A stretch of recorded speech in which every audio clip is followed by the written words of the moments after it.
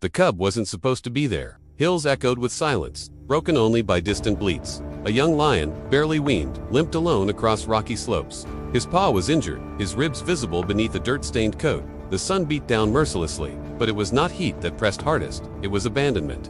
Somewhere, somehow, he had been separated from his pride, and now the wild turned colder. Then came the thunder of hooves, dozens of them, not the roar of lions, but the rhythm of a herd goats, moving together across the dry escarpment. The cub flinched, expecting to be trampled, but instead, they stopped. One elder goat lowered her head, sniffed cautiously, and nudged the cub gently. The others surrounded him not in fear, not in defense, but in stillness, as if sensing something broken within him. The lion did not growl. He was too weak to assert power. He only lay there, eyes glazed, tail twitching. Hours passed. The sun dropped behind the ridge, casting long shadows, and still the goats did not leave. That night, they slept in a circle around the cub. A strange, silent acceptance had settled among them. The predators of the hills stayed awake, perhaps confused by this odd formation, or perhaps respecting it. The cub, no longer trembling, found warmth in the unlikeliest bodies.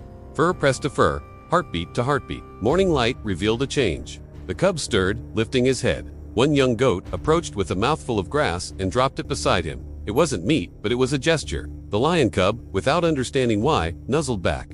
The goats continued their journey, and the cub limped after them not as a hunter, but a shadow, learning to walk again. Days turned to weeks. The cub's wound began to heal. He learned the herd's path, their pauses, their watering holes. He didn't stalk them, he stood among them.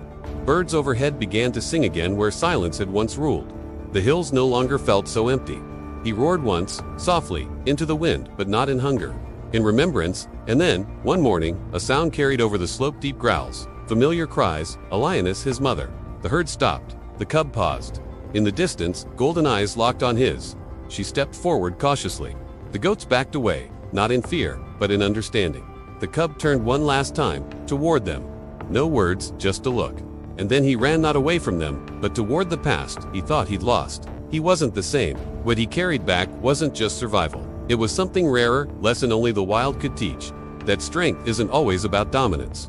Sometimes it's about who shows up when you're weakest. The African savanna is vast, a golden sea stretching to the horizon, where life unfolds in cycles as old as time. Beneath the relentless sun, dramas of survival play out, shaping the destinies of those who call this land home. Here, where the dry earth yields to emerald oases and the whisper of the wind carries the scent of distant watering holes, the will to survive burns brightly. High atop the Ngorongoro crater, where ancient legends are born, a pride of lions reigns. Their coats, burnished gold, their eyes, pools of molten amber. Among them, a lioness, sleek and swift, her spirit as untamed as the plains she roams. Her name echoes through the tall grasses, Nala, meaning successful one.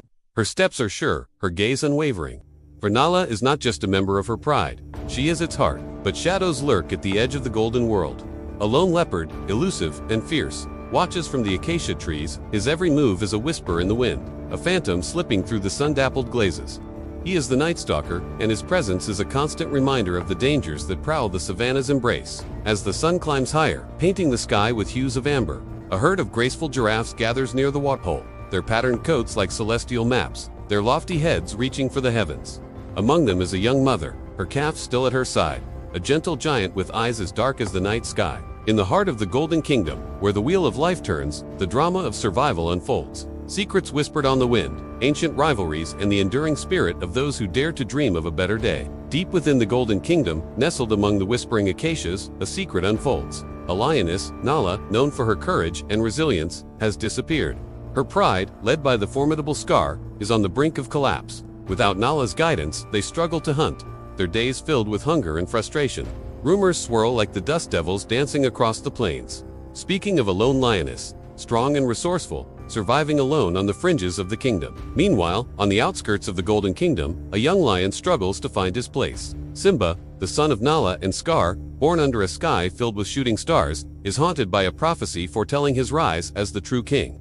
But burdened by guilt over his past and doubts about his future, he lives in exile, eking out a meager existence with the carefree meerkats, Timon and Pumbaa. As the sun sets over the Golden Kingdom, casting long shadows across the savannah, an urgent plea echoes through the tall grasses. Nala, driven by desperation and love for her homeland, seeks out Simba, hoping to awaken the lion cub's forgotten heritage and rally him to lead the pride back to greatness. Simba, torn between his comfortable yet meaningless life and the destiny that beckons him, embarks on a perilous journey back to the Golden Kingdom. Along the way, he encounters a colorful cast of characters, each adding a touch of magic and wisdom to his quest. There's Zazu, the regal hornbill Rafiki, the wise baboon, and the mischievous warthogs Makanga and Shenzi. Upon his return to the Pride Lands, Simba confronts the harsh realities of his kingdom's decline.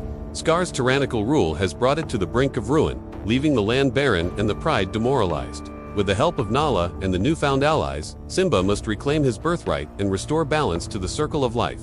As the final showdown approaches, Simba's inner strength is tested, forcing him to confront not only Scar's army of hyenas, but also the demons of his own past.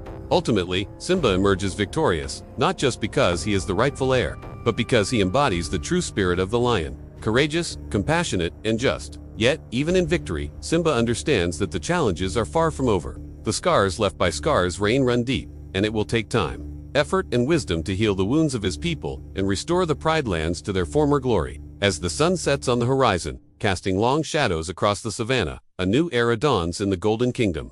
Simba, the rightful king, stands tall beside his loyal queen, Nala, ready to face the challenges ahead with courage, determination, and the unwavering support of his friends. Together, they will lead the Pride Lands into a future filled with hope, prosperity, and the timeless magic of the circle of life. That's all for today. Thanks for watching. Don't forget to subscribe, like, and comment on Jungle Echo's rescue and mastery to embark on more thrilling adventures and uncover more heartwarming tales of wildlife rescue and animal mysteries. Until next time, keep exploring the wild wonders that surround us and the extraordinary stories that unfold within them.